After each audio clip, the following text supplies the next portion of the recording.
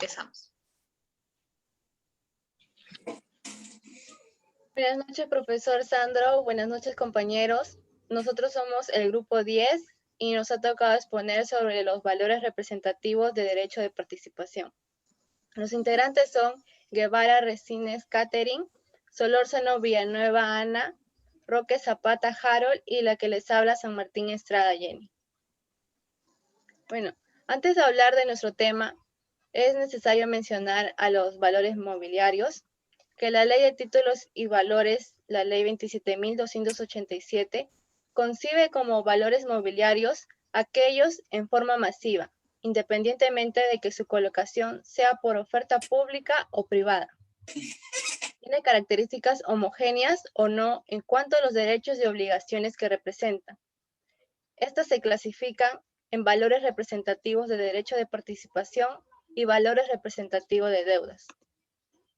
Los valores representativos de derecho de participación es un título o valor nominativo que representa derecho de participación en una sociedad de capitales. Estas son creadas en el pacto social o por el aumento de capital por ser emitidas una vez que han sido suscritas y pagadas en un 25% de su valor.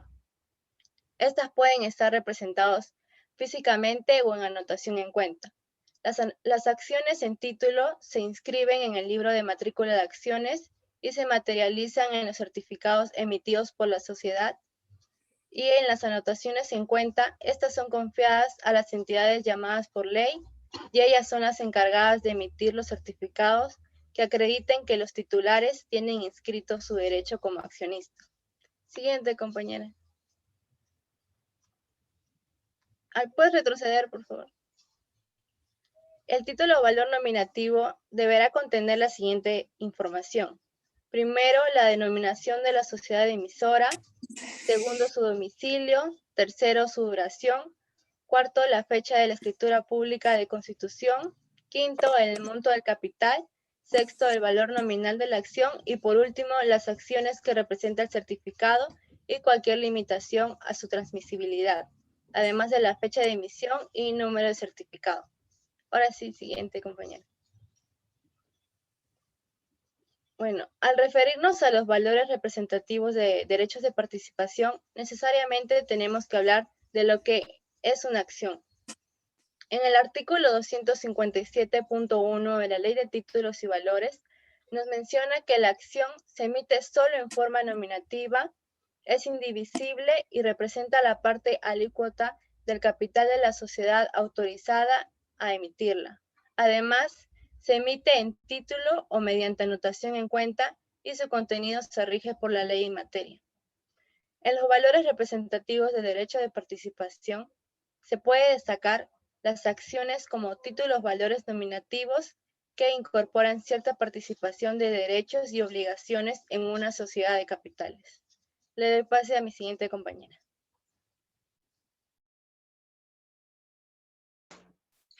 Muy bien, en esta oportunidad a mí me ha tocado exponer sobre los tipos de valores representativos de derecho de participación.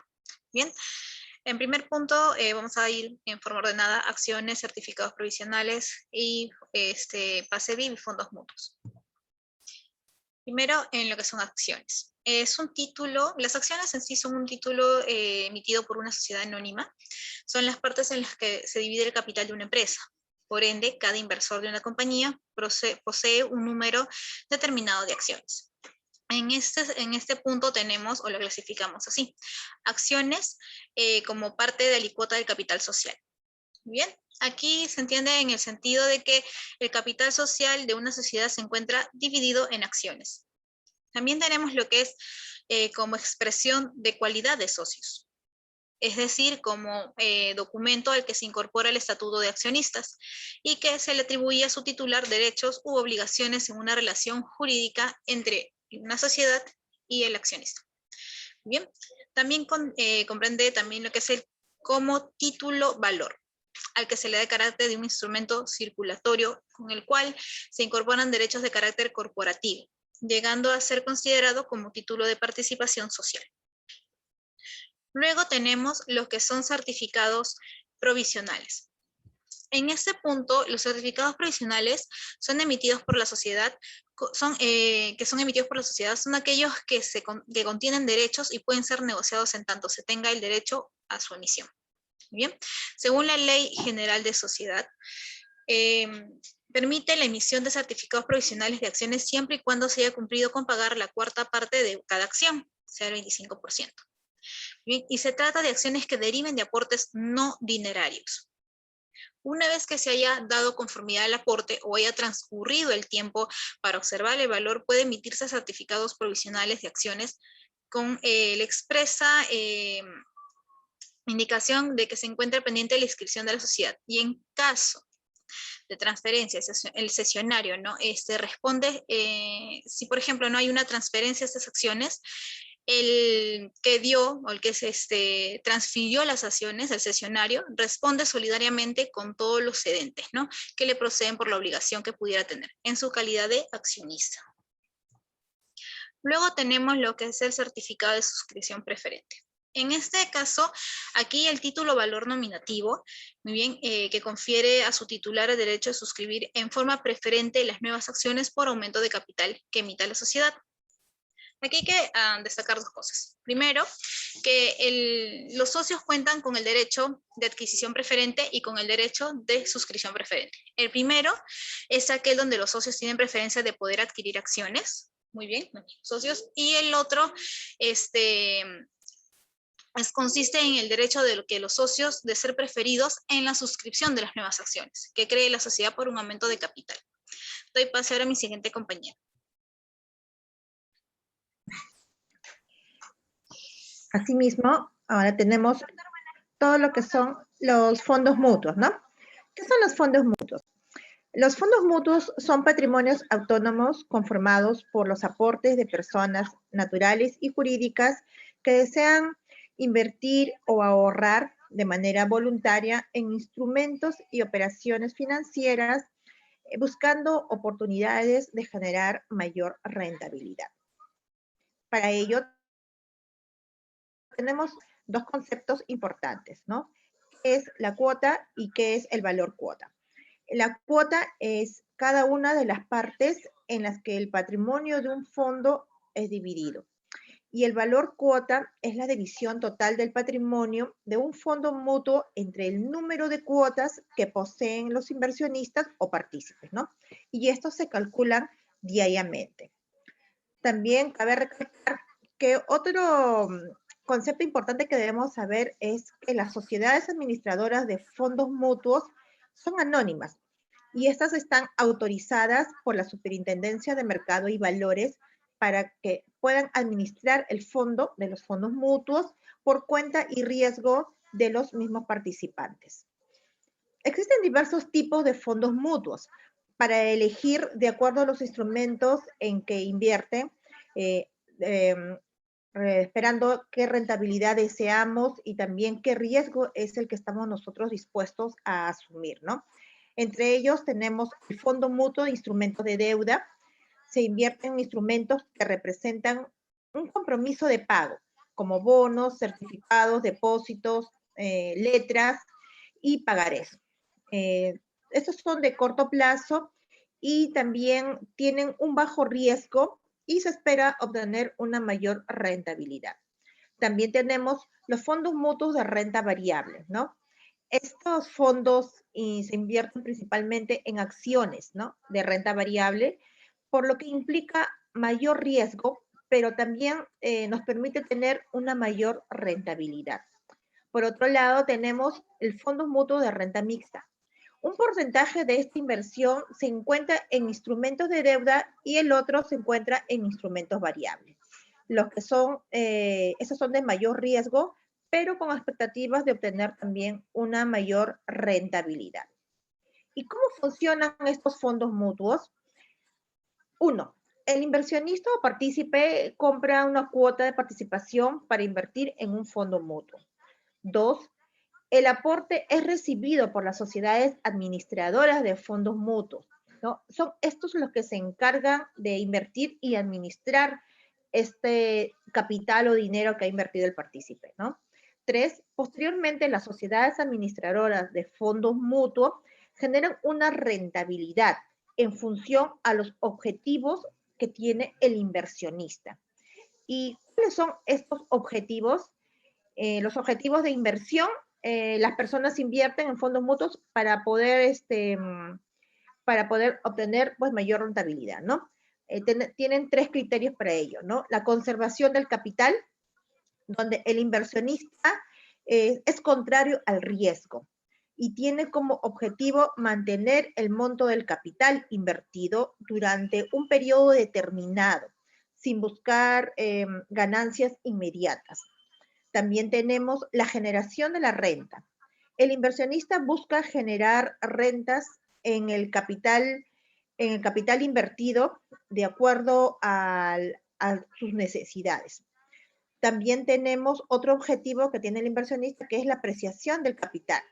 En este caso, el inversionista quiere generar ganancias y aumentar el capital invertido en un periodo largo de tiempo, ¿no? Invertido en activos de alta volatilidad. Bueno, ahora le doy pase a mi compañero para que continúe con la exposición. Sí, bueno, ahora vamos a ver lo de la jurisprudencia, en donde vamos a analizar la sentencia del Tribunal Constitucional, expediente número 1165-99, ¿no? Del Tribunal Constitucional, de fecha 22 de marzo de 1989, ¿no? Tenemos a los magistrados ponentes, Acosta Sánchez como presidente, a Díaz Valverde como vicepresidente, y a Núguez y García Marcel. En las partes tenemos al Alex Bravo, a los demandados, en este caso son Santander Sociedad, administradora de fondos mutuos de inversión y valores. Tenemos a la Comisión Nacional Supervisora de Empresas y Valores, en su entonces llamado CONASEC, ahora la SMB. Tenemos al Procurador del Ministerio de Economía y Finanzas, ¿no? Tenemos esta acción judicial que es la acción de amparo, ¿no? Para ver estos temas de casación, primero ha debido de haber una primera y una segunda instancia, ¿no? Compañera, la siguiente PPT, por favor. Ya. Lo que tenemos acá en el problema jurídico, nos indican que Carlos Perales Bravo, ¿no?, interpone una acción de amparo contra Santander Sociedad Administradora en fondos mutuos.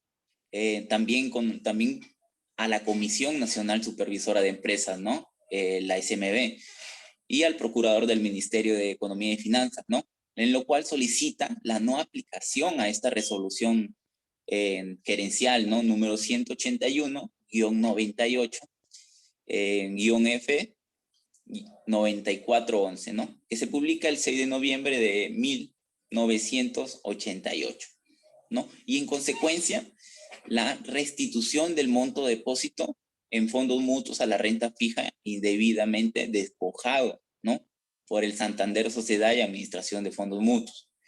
Este demandante señala que durante la vigencia de la resolución en 78-97, EF 9410, se celebró un contrato de la administración en fondos mutuos, ¿no?